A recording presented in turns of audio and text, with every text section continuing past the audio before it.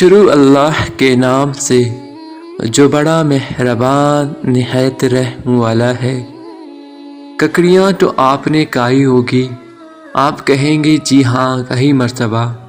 تو بھائی ککڑیاں آج ہی نہیں، آج سے 1300 سال پہلے بھی بڑے شوق سے کھائی جاتی تھی، اور بچے تو انہیں بہت پسند کرتے تھے۔ ایسے ہی بچوں میں ایک چھوٹی سی بچی تھی جو عراق کے شہر کوس میں رہا کرتی تھی۔ ایک دن بچی نے گھر کے باہر تازہ تازہ ککڑیاں بکتی دیکھے۔ بچی کا بڑا جی چاہا کہ ککڑیاں کھائے، لیکن پیسوں کے بغیر ککڑیاں والا اسے ککڑی نہ دیتا۔ خود اس کے پاس پیسے نہ تھے۔ وہ روتی ہوئی گھر آ گئی اور امی سے ضد کرنے لگے کہ ککڑیاں کھاؤں گی۔ بچی کے ابو ان دنوں خاصی پریشانیوں سے دوچار تھے۔ امی تو بڑی مشکل میں پڑ گئے، پیسے کہاں سے لائے؟ ادھر بچی تھی کہ ضد کیے جا رہی تھی، امی نے منع کیا تو چیخ چیخ کر رونے لگی۔ بچی کے ابو بیٹھے دیکھ رہے تھے، ان سے معصوم بچی کا رونا دیکھا نہ گیا۔ انہوں نے سوچا کہ کہیں سے مدد مانگ لی جائے، کوئی تھوڑی سی رقم دے دے تو گھر میں کھانے پینے کا کچھ سامان آ جائے گا اور بچی کو ککڑیاں بھی مل جائیں گی۔ وہ اٹھے اور ایک بہت بڑے بزرگ کی مجلس کی طرف چل دیے۔ یہ مجلس البرکتہ کہلاتی تھی۔ آنے کو تو بچے کے ابو مجلس میں آ گئے، لیکن بزرگ کے سامنے ہاتھ پھیلاتے ہوئے انہیں بہت شرم آئی۔ انہوں نے کبھی کسی سے مانگا نہ تھا، وہ مانگنا پسند بھی نہیں کرتے تھے، اور اے بھی صحیح، کیونکہ ہاتھ پھیلانا کوئی اچھی بات تو نہیں ہے۔ اللہ کے نیک بندے ضرورت پڑنے پر بھی کسی سے مانگتے ہوئے شرمندگی محسوس کرتے تھے۔ تو بھائی بچی کے ابو کا بھی یہی حال تھا۔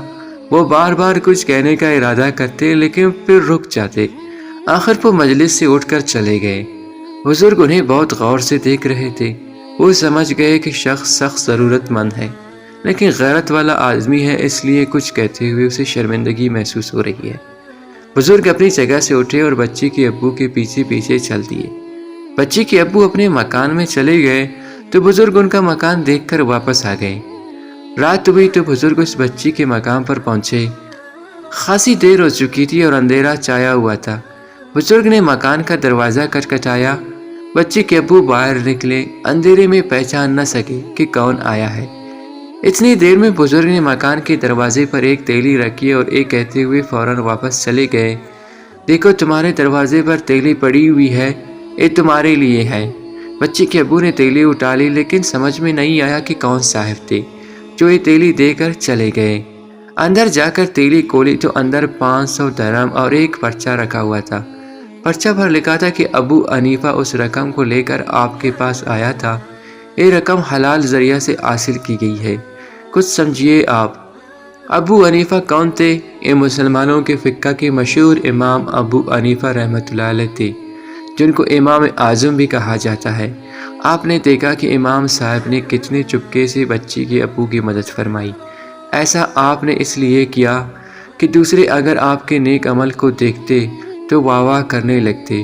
اس طرح آپ کی نیکی کا ثواب ضائع ہو جانے کا خطرہ تھا۔ ہمارے پیارے رسول اللہ صلی اللہ علیہ وسلم نے ہمیں بتایا ہے کہ کوئی شخص اگر نیک کام دوسروں کو دکھانے کے لیے کرتا ہے تو اس کا ثواب ضائع ہو جاتا ہے، بلکہ اس شخص کو ریاکاری کا گناہ الگ ملتا ہے۔